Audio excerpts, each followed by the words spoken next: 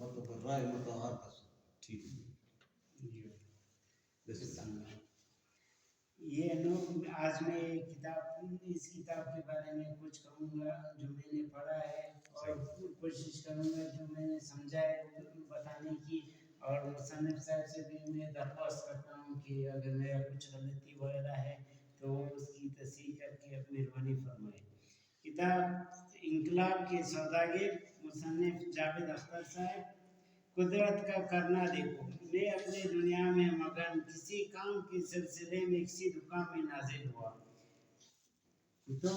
تو میرے خوشی کی انتہا نہ رہی کہ سنگت کا سینئر اور مخلص ذمہ دار نے نہایت گرمجوشی سے نہ صرف استقبال کیا بلکہ کم سے کم خدمت کا معیار یہ رکھا کہ چائے پیے بغیر جانا ایسا ہوگا جیسا کہ ہمارے پشتون بھائی ایک لفظ استعمال کرتے ہیں کہ گویا طلاق کا ہونا، چائے پیے بغیر جانا تو طلاق کو لاگو کرنے کے مترادف ہوگا۔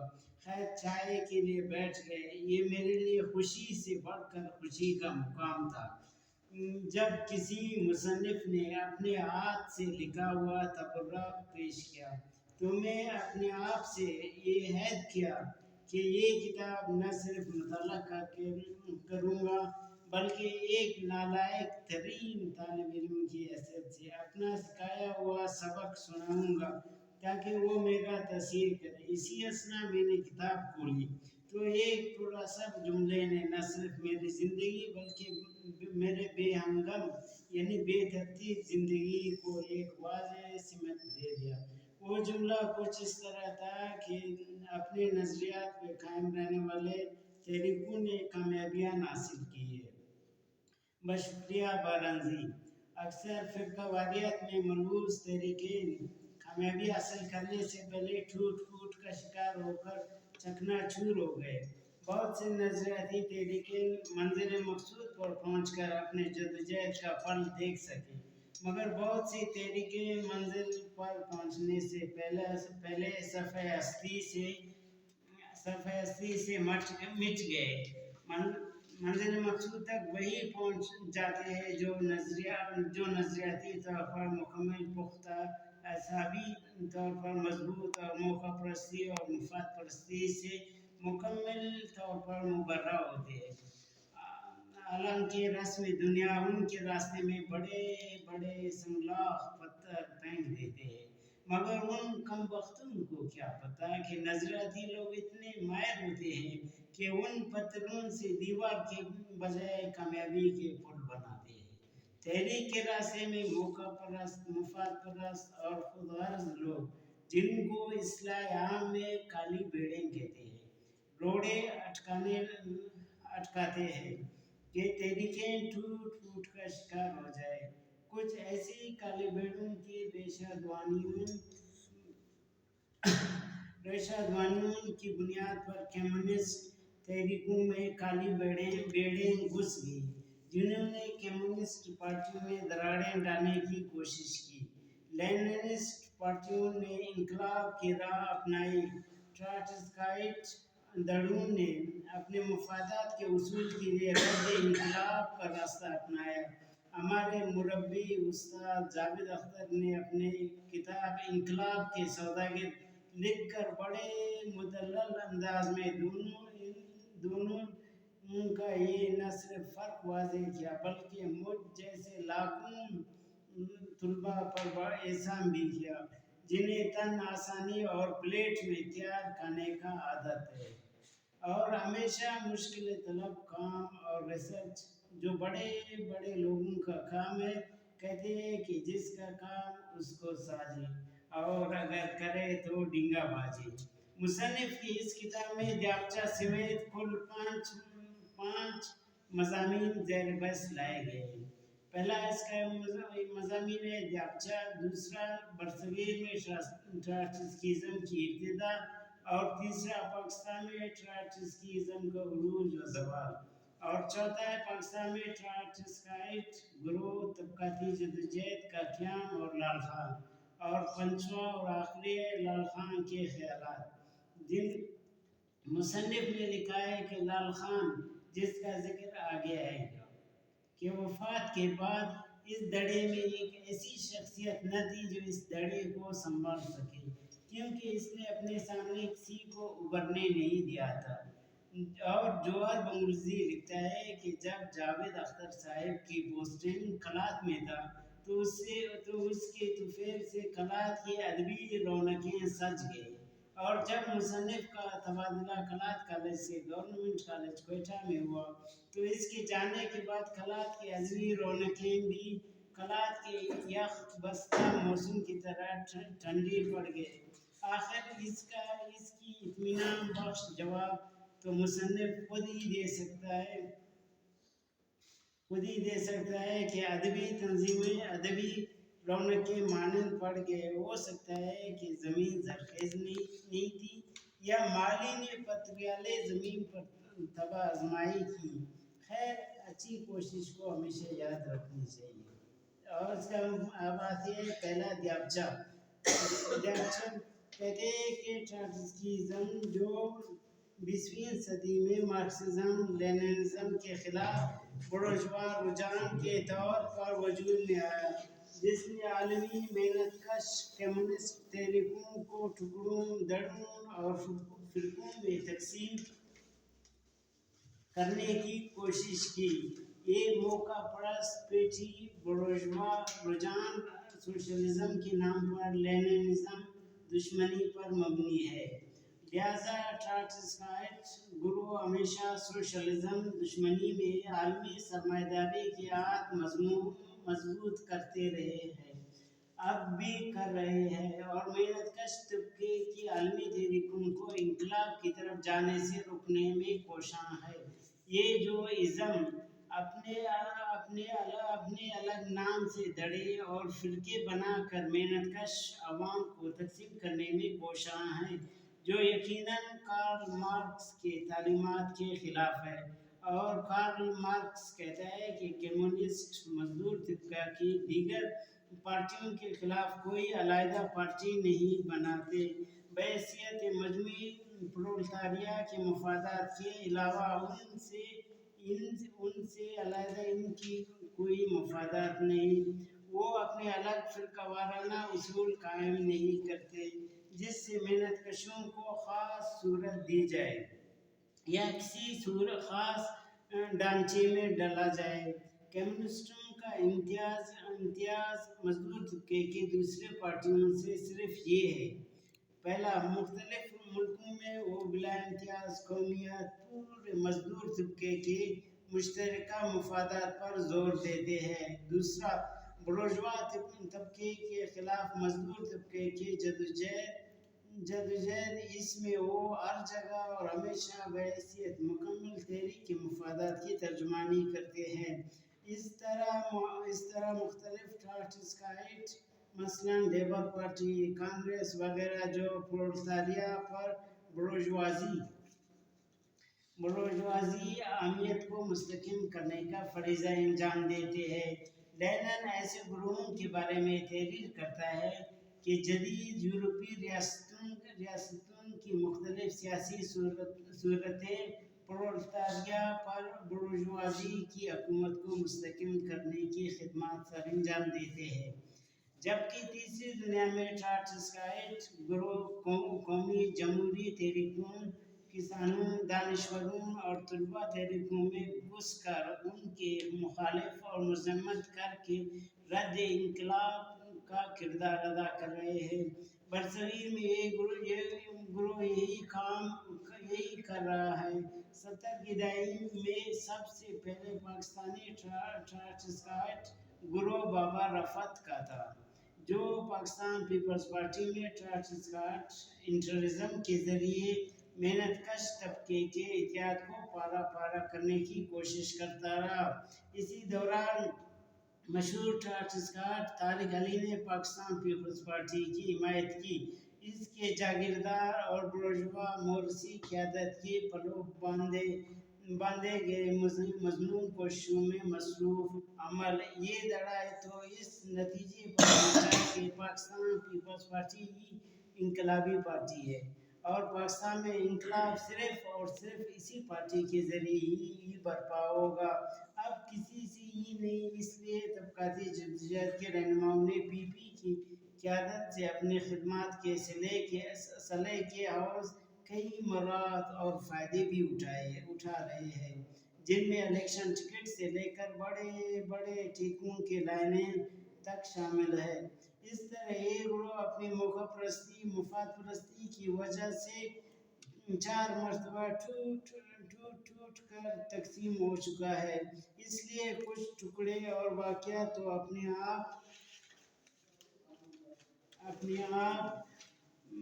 مر چکے ہیں، لیکن 3 دڑے اس وقت کسی نہ کسی شکل میں موجود ہیں۔ سوویت یونین کے انہدام سے عالمی محنت کش تحریک کو یقیناً ایک بہت بڑا دھچکا لگا، جس کے نتیجے میں وہ اب تک دوبارہ نہیں سنبھل پائی، اور 1989-91 مشرقی یورپ اور سوویت یونین کا ٹائٹینک ڈوب رہا تھا بحر اوقیانوس میں۔ تو ایک طرف ٹراٹسکاٹ اور دوسری طرف عالمی برجوازی خوشی کا جشن منا رہے تھے۔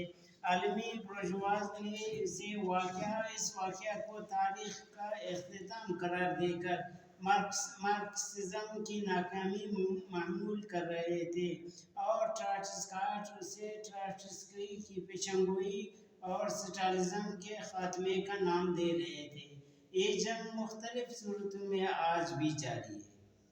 یورپ اور امریکہ میں بہت کتب اور مقالے تحریر کر چکے ہیں۔ وہاں کے کمیونسٹوں نے جس میں غلط رجحان کو بے نقاب کر کے اس کی تردید کر دی گئی ہے۔ 1991 میں سوویت یونین کے انہدام پر مارکسسٹ جدوجہد کے طبقاتی جدوجہد کے دھڑے سے متاثر ہوئے۔ جب یہ دھڑا نیا منظر عام پر آیا، اس کے 15 روزہ طبقاتی جدوجہد دانشوروں تک پہنچنا شروع ہوا، اور بعد میں اس کے جعلی پن کو دیکھ کر اس سے علیحدہ ہو گئے۔ بے شک سوویت یونین کا انہدام عالمی محنت کش تھی، جس نے اس سے اور اس کے روشن مستقبل کی امید بھی چھین لی اور اسے مایوسی کے اندھیرے میں دھکیل دیا۔ البتہ اکثر دانشور مایوسی کا شکار رہے، اور بعض دانشور جو دائیں بازو تھے اب بائیں بازو کی طرف جا رہے ہیں۔ ان کو موقع ملا کہ پاکستان پیپلز پارٹی میں لال خان کی سربراہی میں سٹالنزم کے نام پر مارکسزم پر تنقید کرنے لگے، لیکن وہ دھڑا اب اپنے فرسودہ خیالات، طریقہ کار اور موقع پرستی کی وجہ سے دھڑوں میں تقسیم ہو چکا ہے۔ بہرحال محنت کشوں کمیونسٹوں کے اس بحرانی دور میں ٹراٹسکیزم کو سر اٹھانے کا موقع ملا، اور وہ محنت کشوں کو فریب دینے کی کوشش میں سرگرم ہو گیا۔ لال خان مختلف ہیلے اور بہانے سے لوگوں کو ساتھ ملاتا، پھر فخر سے کہتا، جام ساقی تو ہمارے ساتھ ہے۔ اخوندہ عاصم بھی کئی دیگر مارکسسٹوں کی طرح ٹراٹسکیزم کے جانشین میں آیا، اور اس کو ان کی کمزوریوں اور بانجھ پن کے بارے میں معلوم ہوا تو اس دھڑے سے علیحدہ ہوا۔ اس کے بعد اس نے ٹراٹسکیزم کے خلاف نظریاتی جدوجہد کی۔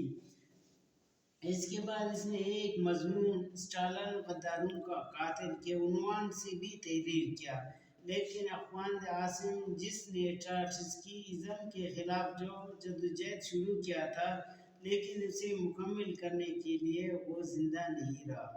اس کا مطلب ہرگز یہ نہیں کہ کمیونسٹوں کے ٹراٹسکیزم کے خلاف نظریاتی جنگ ختم ہو گئی ہے، بلکہ آج بھی مختلف مارکسسٹ خود پر ٹراٹسکائٹ کا لیبل چسپاں کرنا پسند نہیں کرتے۔ ڈاکٹر شاہ محمد مری صاحب کہتا ہے، سیاست کے آخری برسوں میں اسے ٹراٹسکائٹ، گرامچی والوں اور پیٹی برجواز نظریات رکھنے والے گروہوں کے ساتھ مروج شدہ ایک پلیٹ فارم پر کام کرنا پڑا۔ یہ ایک ایسا میدان تھا جس میں نہ عادت تھی نہ ٹریننگ، لہذا وہ جیب اجازت نہیں دیتی یا صحت خراب ہے کہ اس سے ملے منورنجن سے کبھی نکلا کبھی شامل ہوا مگر آخر تک ایڈجسٹ نہ ہو پایا۔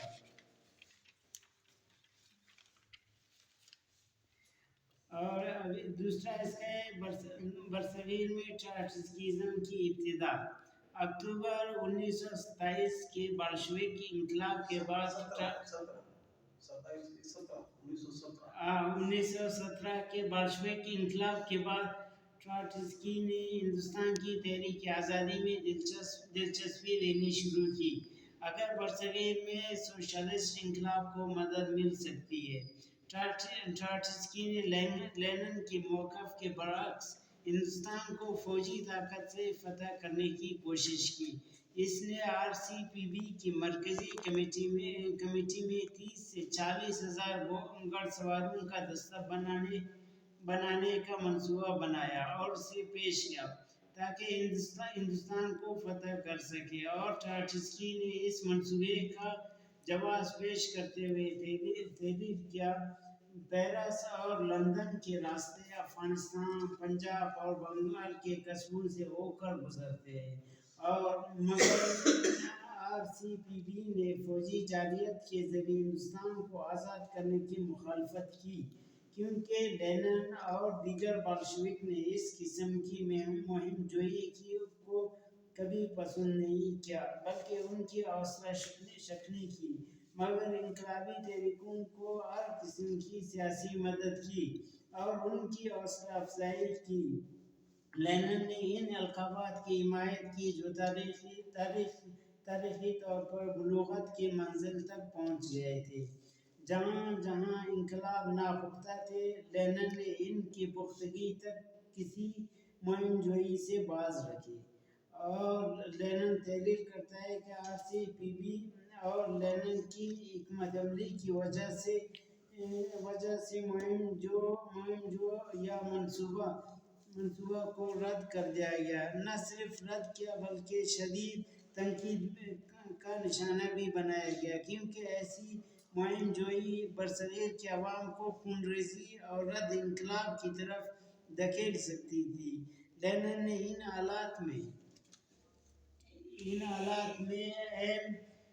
MSN کو مشورہ دیا کہ وہ اس کے ساتھی تحریک آزادی ہند کی رہنماؤں کے ساتھ برطانوی سامراج کے خلاف جدوجہد میں تعاون کرے۔ ٹراٹسکی نے لینن کے موقف کے خلاف MN کی رائے کی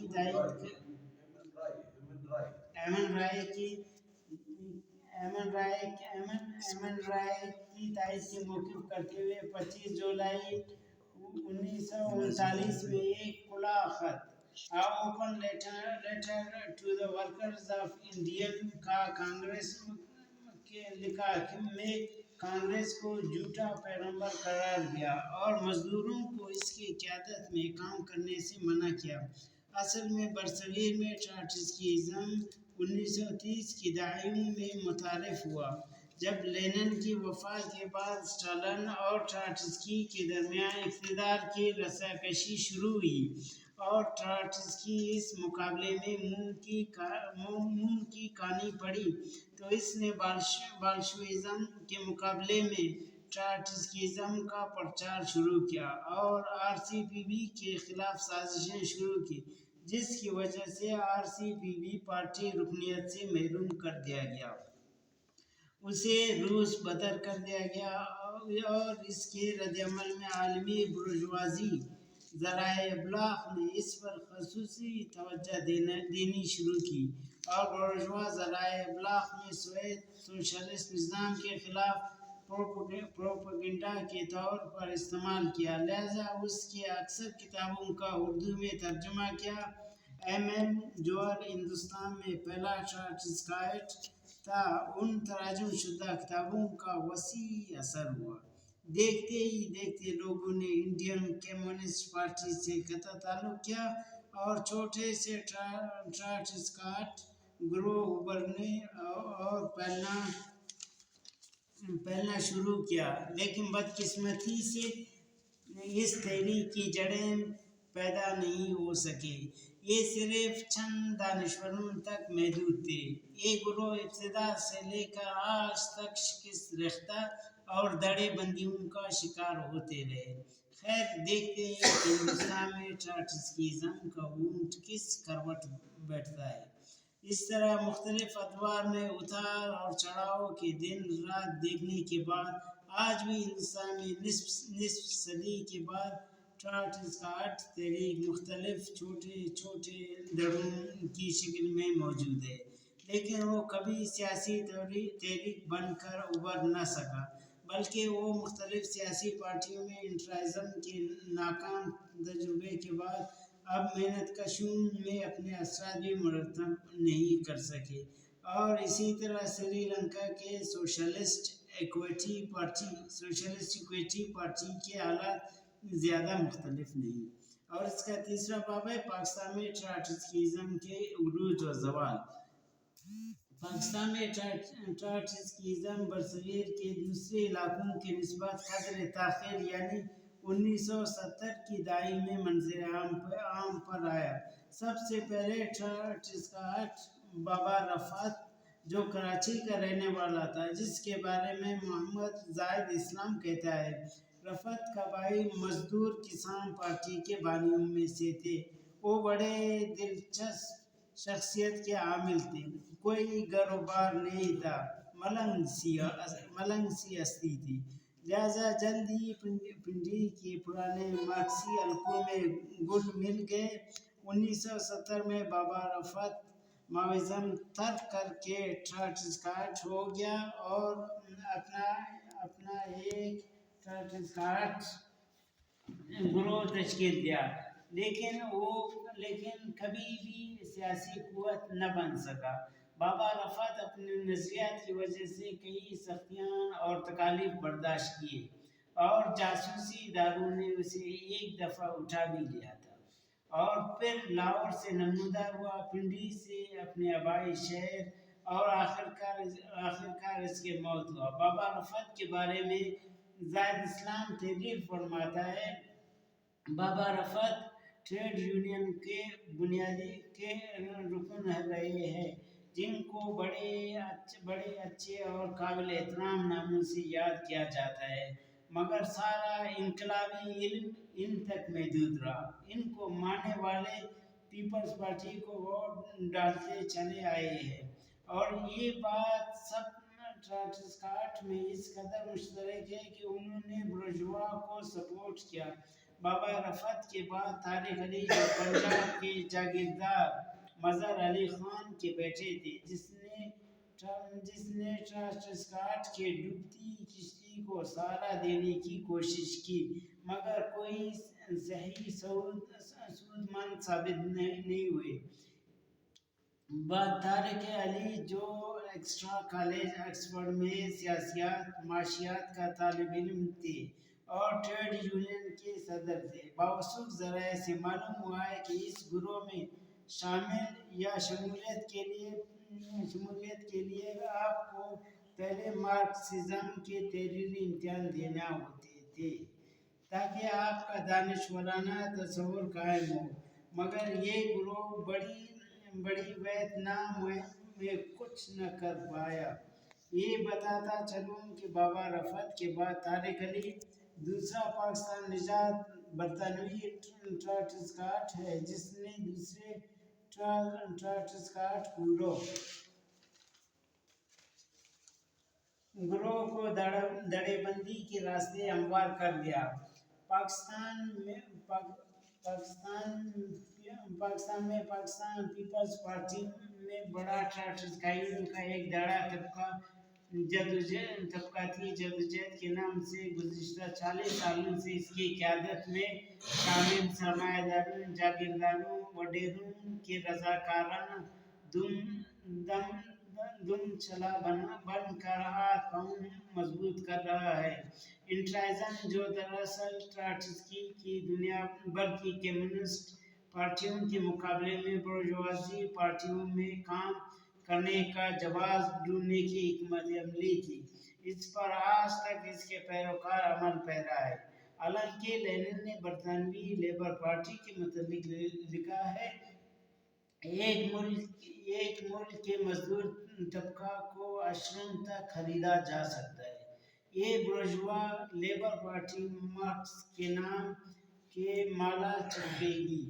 अलमुख्तसर दुनिया भर के दीगर ट्राटिस्काट ग्रोहों में एक चीज़ कदर मुश्तरक का दर्जा रखती है कि वो किसी न किसी शक्ल में कम्युनिस्ट, सोशलिस्ट, माओइस्ट पार्टियों के मुकाबले में बुर्जुआ पाकिस्तान पीपल्स पार्टी से मुंसलिक है और पाकिस्तान पीपल्स पार्टी को कम्युनिस्ट इनकलाबी पार्टी साबित करने की एड़ी चोटी का जोर लगा देते हैं।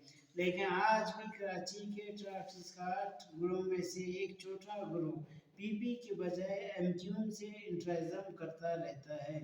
ये दड़ा एसडब्ल्यूपी की पाकिस्तानी शाख था जो डॉक्टर रियाज अहमद के सरबराही में इंटरनेशनल सोशलिस्ट पाकिस्तान के नाम से एक पर्चा निकाल रहा था, अब बंद हो गया है।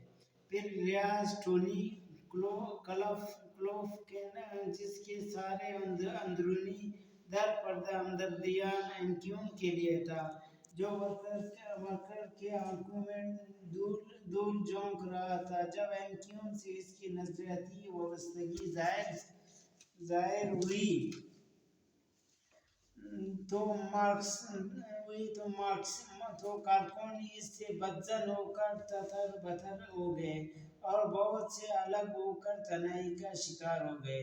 चौथा पाकिस्तान में ट्राटिस्काट ग्रोह तबकाती जदोजहद और लाल खान यज़द तनवीर गोंदल जिसका असल नाम जिसको आम में लाल खान कहते हैं, पाकिस्तानी ट्राटिस्काइयों के बानियों में शुमार होता है, जो कि एक जागीरदार फौजी कर्नल शेर जमान के घर पैदा हुआ, जो बरतानवी फौज में खिदमात सरअंजाम दिए। 1971 तक मशरकी पाकिस्तान में जारी तहरीक आज़ादी को कुचलने में अहम किरदार अदा किया, जिसके शाहाना ज़िंदगी के बारे में बहुत कम मालूमात दस्तयाब है।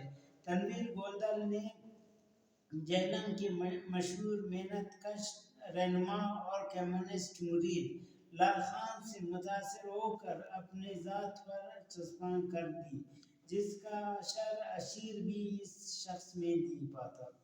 इसके अंदर का तनवीर गोंदल कभी भी लाल खान पर हावी हो जाता था, जबकि इसका बीवी सदफ ज़ोहरा लिखती है, कामरेड के साथ बताए गए 21 वर्ष में वो ज्यादातर लाल खान ही थे, मगर कभी कभी वो यज़द गोंदल भी होते थे। वो अपने 3 बहनों का अकेला भाई था। जायदाद का बिला शिरकत वारिस था, क्योंकि बेटियों को हिस्सा देना शजरे ममनुआ है। लाल खान ज़माना तालिब इल्मी में पीएसएफ पाकिस्तान स्टूडेंट फेडरेशन में शामिल हुआ और पीपी में लाल खान की मकबूलियत देखकर ज़िया ने उसके वालिद से उसे यानी लाल खान को तालीम के लिए मुल्क से बाहर भेजा, जहां वो पाकिस्तान पीपल्स पार्टी कार्ड इस्तेमाल करते हुए सियासी पनाह लेने में कामयाब हुआ। मुद्दा मुख्तसर करते हुए जुल्फ़िकार भुट्टो की पाकिस्तान पीपल्स पार्टी के सोशलिज्म के बारे में खान अब्दुल वली कहता है कि रोटी कपड़ा और मकान सियासत की बातें नहीं, हमारे मुल्क के इक़्तिसादी हालात ही इजाज़त नहीं देते।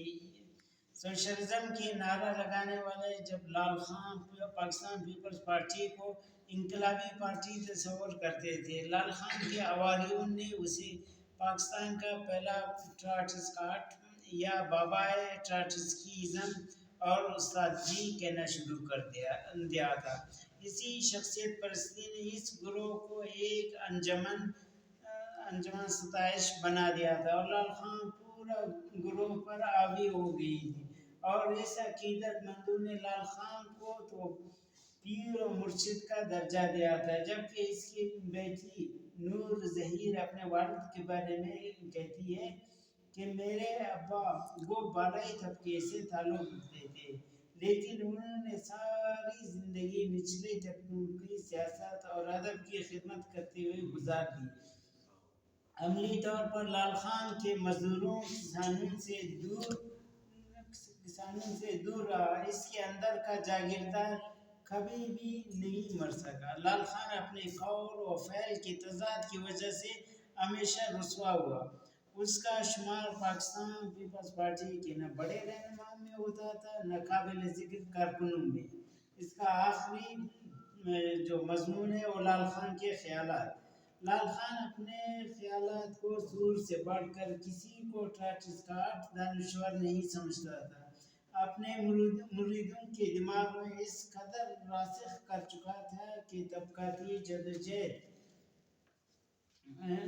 بھی اس دڑے کی طبقاتی جدوجہد میں سب پیروکاروں نے اسے ایسا ہی پیش کیا اور کسی نے تنقیدی نظر سے دیکھنے کی کوشش بھی نہیں کی اور ایسا کرنے کی جرات بھی نہیں کی۔ حالانکہ لال خان کی تحریریں سطحی مارکسزم پر مبنی ہوتی تھیں مگر ان میں گہرائی نہیں ہوتی تھی۔ حالانکہ اس نے نہ تو مارکس، اینگلز اور لینن کی تحریروں کو مکمل اور گہرائی میں مطالعہ کیا ہے اور نہ ہی ٹراٹسکی کی سب کتابوں کا